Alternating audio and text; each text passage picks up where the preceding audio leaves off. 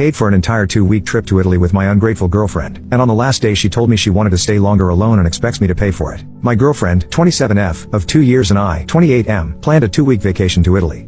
I paid for the flights, hotels, and basically everything because I make more than she does. I didn't want anything to be of concern or for her to feel like her pockets were tight. I just wanted it to be a stress-free trip for both of us to fully enjoy. Everything was great until the last day of our vacation when she told me she wanted to stay longer so she could, and I quote, find herself, and think about our relationship alone without me. She didn't discuss this with me beforehand and it completely blindsided me. I was hurt and told her that if she feels she needs time alone, then she should also be independent financially during this extension of her trip. I said I wouldn't be paying for her new return ticket whenever she decides to come back. Now she's upset, calling me unsupportive and selfish, and some of our friends are saying I'm being an a-hole because I left her stranded in a foreign country without financial help. I feel like she's being ungrateful, disrespectful, and manipulative, but everyone in my ear is telling me I'm the problem.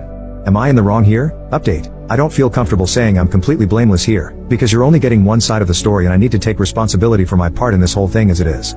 But I guess I never realized how good my girlfriend was at making me feel like unreasonable BS drama like this was somehow normal and rational and that I was the crazy one. Now I understand gaslighting a little bit better.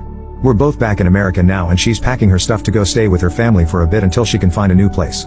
Soon after my first post it was time to go to the airport, so I did, and I did without her. I'm one of those people who arrives really early because I never think I'll get to the gate in time because everything that could go wrong probably would go wrong. Usually nothing ever does go wrong, but especially with how I was feeling my luck was going I didn't want to test my chances. I was there for about an hour by myself mulling things over and talking to my mom on the phone. I looked at a couple responses to my original post, but I didn't trust that I wouldn't lose it if I started responding and I definitely didn't want to burst into tears while I was in the airport. As I was talking to my mom, I saw my girlfriend walking towards me as if she appeared out of thin air. I guess she thought I was bluffing about making her pay her way for the extra stay, but she had a rude awakening when the hotel staff kicked her out of the room because I'd only paid through that day.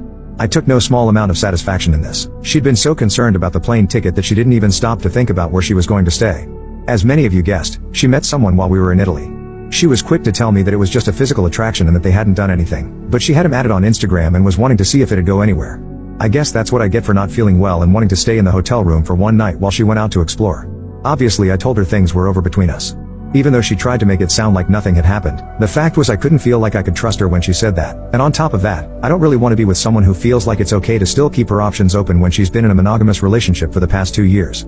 The flight home was the most awkward experience of my life and she tried really hard to give another pitch for why we should stay together on the drive home from the airport. I think, as we got closer to home, reality started setting in and she realized she'd just thrown a lot away.